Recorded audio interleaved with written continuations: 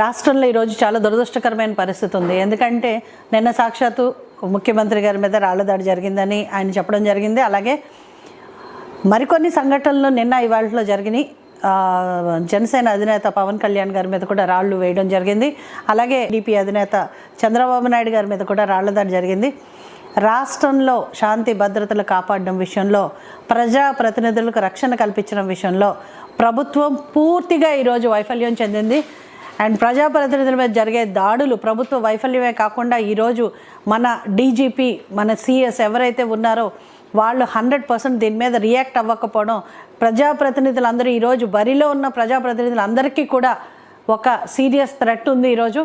So ఈ చర్యలు ఈవేళ జరుగుతున్న పరిస్థితులను చూసి డెఫినెట్గా ఎలక్షన్ కమిషన్ దీని మీద చర్యలకు ఉపక్రమించాలని చెప్పి నేను డిమాండ్ చేస్తున్నాను. ఎందుకంటే మనం చూస్తుంటే ఈరోజు పర్మిషన్స్